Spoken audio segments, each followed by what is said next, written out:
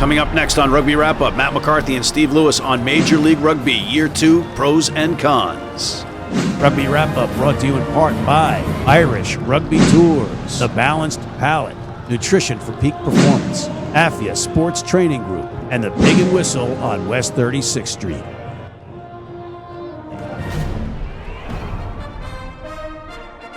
Hey everybody, welcome back to Rugby Wrap-Up. Matt McCarthy and Steve Lewis in the Fantasy Sports Network, Studio 34 in Midtown Manhattan, talking rugby, and we are talking rugby in 2019. Stephen, welcome.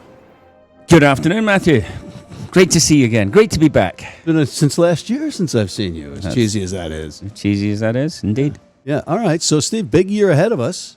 Nothing bigger than the World Cup, I suppose, right? Sure. So, September 21st, 22nd, I believe, is the opening game. World Cup Rugby in Japan. So every 4 years, obviously, Japan is the venue, destination. It's great. Can't wait. I'm going to be going.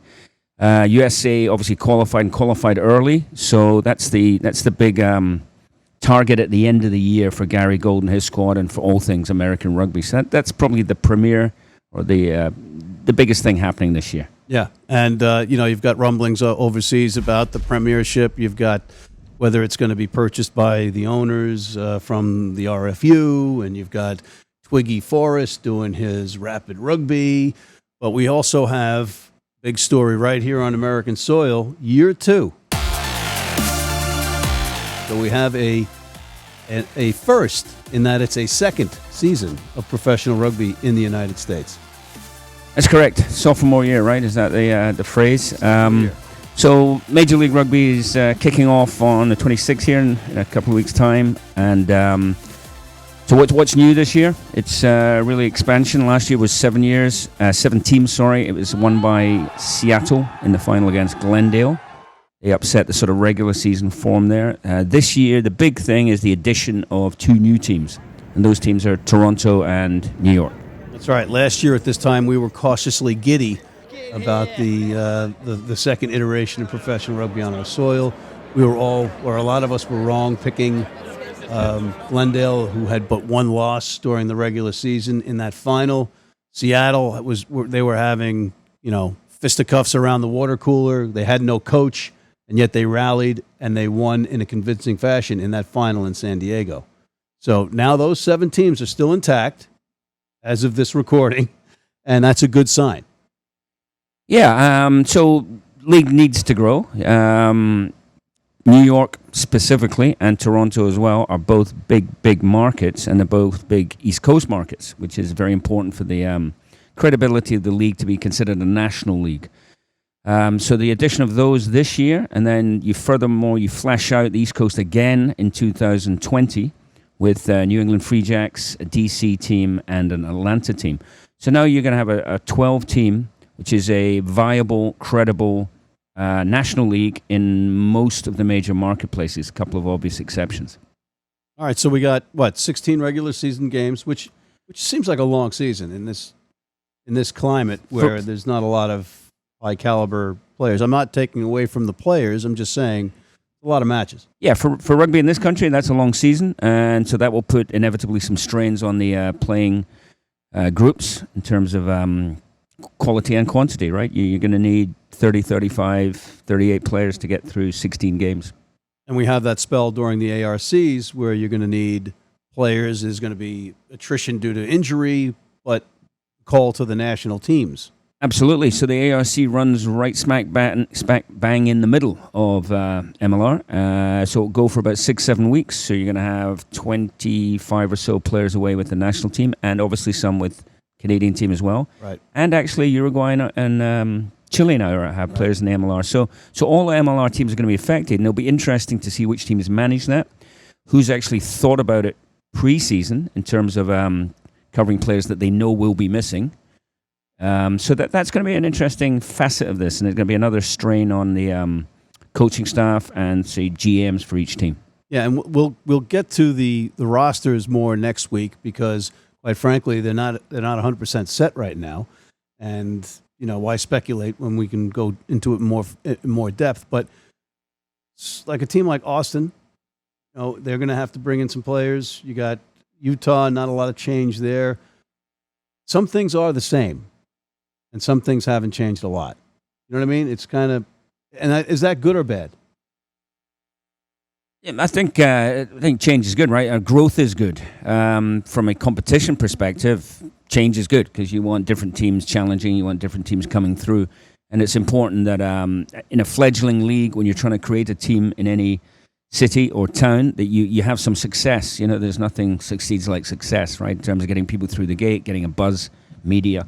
So you want some of the teams that didn't perhaps perform as well last year to have better years. You've got 2 new teams coming in. That's exciting. It's terrific. What's not to like? And we do have 2 players from Rooney in our segment in the studio with us. We have Mr. John Quill and Mr. Derek Lipscomb, which is a pretty good combination of what represents the MLR here. Yeah, 1 full-time player and 1 part-time player, and that's because he's got a job. 1 Nyack guy, 1 Old Blue guy. So they're a good cross-section, actually, when you put it like that, yeah. Yeah, and well, you're gonna. I don't know if are we gonna call Quill an AC guy? When you wear that jersey, you're marked, scarred for life. Oh, you're a hard man. Scarred for life. You put on that red jersey, you're scarred for life. Always got to let him slide. A couple of other things on MLR, though. You know, getting through that first season is a success. Getting to season 2 is a success. A couple of things that may merit some further, discovery as the season goes on here. A couple of things. We haven't seen a great deal in terms of league-wide sponsorship. So that would be one thing I was expecting more. I thought there might be a little bit more by this stage. Maybe something's on tap. But we haven't seen any great difference there. And the other thing that actually disappoints me a little bit is the league-wide marketing. Lots of good efforts locally by each team in their own market. But I would have expected a more robust, centralized league marketing campaign, and that really hasn't happened with the league kicking off in 2.5 weeks. I think it speaks actually to one of the other, not necessarily a concern, but just something people bring up. The central office in Salt Lake, it's Dean House's commissioner, Nick Benson. So those guys, they've got this thing off the ground, so you got to tip the hat to them. And again, a success. But it would appear to me that the league's central office isn't as well resourced as it might be. So, for instance, in terms of marketing, in terms of branding, in terms of the other stuff, I would feel, or I would expect a more resources to be put towards that and to see more coming out of it. Yeah, and you have other concerns. You have the venues are still a concern. You have Houston building their own new stadium. It's at this time, it's not going to be ready for the kickoff of the season. Right, ready halfway through. Yeah, so doing 4 and 5 or 4 and 4 or something. Will they be playing at that minor league ballpark? They're playing with the Constellation. Okay. Yep. So that's where they had the great preseason buzz last year, and then unfortunately they had to switch to the pitch that wasn't great for the fans, and that was a big drop off for them. Yeah. So I mean, these they're first year teething issues, right? So it's the beta version, whatever. So you got to work through these things. New York are playing at Coney Island. How's that going to work out? That's going to be interesting too. These are not necessarily, but as long as you're moving in the right direction, as long as generally speaking, the venues are getting better, the quality of play is getting better, and the sponsorships are getting more. Media is even more significant. As long as we're moving in the right direction, and we're moving in the right direction with the MLR. Yeah, and certainly the positives there are the some of the TV deals. You got Rugby United New York has an SNY network deal. CBS is back in. ESPN is still there. You've got, I think it was Seattle just re-upped with Roots Sports this week as to produce their matches. So they're coming back, which is a good sign. Yeah, but CBS deal was a 2-year deal, so that's. But they've added matches, and I think there was an out in the contract. Although that's good. Probably the most significant one. There's a national deal. Like this mirrors most other professional sports. There's a national TV deal. That's CBS and ESPN. And then each local team is entitled to do what they want locally. Right. So New York's one is actually the big one because SNY, as you know from other sports, is massive. And the significant part of it is these games will be free to air. So no paywall. Everyone will be able to watch their team in New York, and that's significant. And kudos to them for organizing that. Yeah, that was well played. On that note, we got to take a quick break. We'll be right back with Steve Lewis right after this. If you're in New York City and want to watch some great rugby, have some great food, and some great times, go to the world's best rugby pub, the Pig and Whistle on West 36th Street. If you're just joining us, this is a big match and a big moment as Clijsters toes the line. You know, John, Anderson has really been struggling out there today.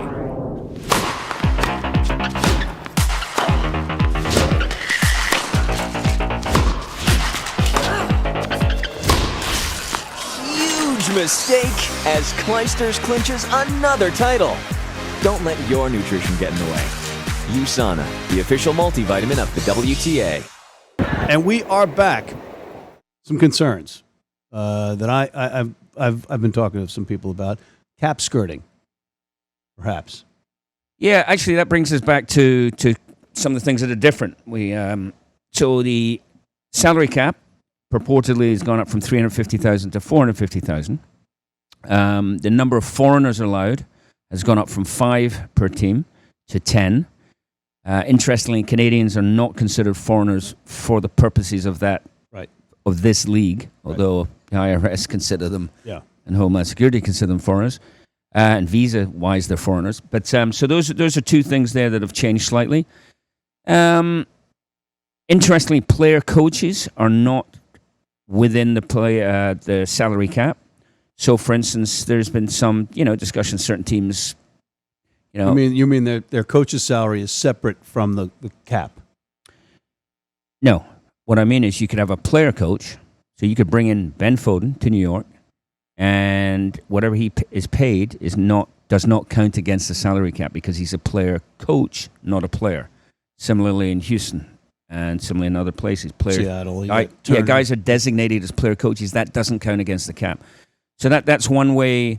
It's not to subvert the cap or beat the cap or cheat or anything like that. I mean, it's good housekeeping, right? You want the best team you can afford and play within the rules to as great an extent as you can. The league needs a salary cap. Salary caps are vital for the survival of new professional leagues. But teams, owners, coaches, everyone's competitive. Everyone wants to work their way around it. So whether it's accommodations, housing, whether it's, well, I'm not saying we're at this stage yet, buying people cars or helping with a mortgage or whatever it might be, all these things, and they happen in the Premiership. They happen everywhere else. It's not an issue unique to America or anything. But yeah, so I mean, I don't see any major issues with that yet. The danger will come when you get a couple of teams who are quantifiably better than the others, or a couple of teams who are really struggling. That's when the pressure on a salary cap comes. People want to either compete to win, or they're getting embarrassed and they need to spend money to compete. Yeah. So if you see lopsided results, that's when you're going to have to watch. All right, Steve, we are basically out of time, but you want to go with quick picks here? Quick picks for general MLR success. I don't think you can look past Seattle and Glendale. I think they're battle hard, and I think they're going to be near the top. I'm going to go right out on a limb, and I'm going to say Toronto. Wow. That's a good-looking squad that Mark Winokur and Bill Webb have put together up there. They know what they're about. I think they've got an interesting thing. They play 8 games on the road. Yeah, to start, and then 8 games home. If they are in the mix a third of the way through the season, if they get 4 road wins, 5, 6 road wins, that's the team for me. Well, you qualify for the playoffs. You can maybe survive getting 3 road wins out of those 8. Yeah. But so I'd look to them, the far north, our Canadian cousins. Interesting. I'm staying local. I like but again, I've been going to the Rooney events. I was just out at a training session, and they're deep in certain areas. Every team is deep in certain areas to maybe weak in some other areas. They're front row. They've got a substantial amount of resources there. I think that's important in this setup, specifically what we were talking about earlier with the ARC and injuries and attrition. New York's in the mix. Seattle, you certainly can't take out. And I meant to say Phil Mack. I said Turner earlier, but Phil Mack is the player coach. And they've got a coach now, Anton Molman. Yep. South African. So I like this because we're picking 2 teams that weren't even in the league yet. Yep. right? I think It's pretty cool for the league.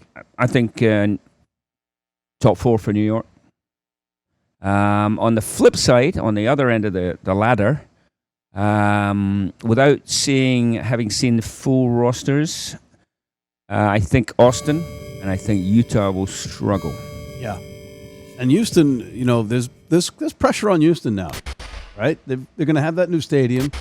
They didn't really kill it last year. They after their great preseason, they were disappointing during the regular season. We're last. Yeah. So I mean, and after all the buildup, you thought, okay. Well, here's another thing. Actually, it comes out of that. So you have a new league. So you had 7 teams, 7 coaches. No one got fired, right? Right. There's no cliche in every professional sport. Right. Your coach has just been hired or he's about to be fired. So with the new league, first team bedding down, that's probably fair. It's a bit early to be wielding the axe NFL style on the end of the season, last day of the season. But I would think at the end of this year, I would think you will start to see owners and ownership groups starting to take a look at the performance of their coaching staffs. And I think it's a professional game, coaches and players, and even to a certain extent referees. Yeah. All of these are now going to be more accountable. And at the end of this year, I would expect you will see the first, unfortunately, my coaching colleagues, whoever it might be, but some of them will get the chop. Yep, absolutely. My friend, we are out of time right now, but we do have our other segment with Rooney's, Rugby United New York's Derek Lipscomb and John Quill coming at you. So on behalf of Mr. Steve Lewis, Matt McCarthy at the Fantasy Sports Network, Studio 34 in Midtown Manhattan for Rugby Wrap-Up, signing off.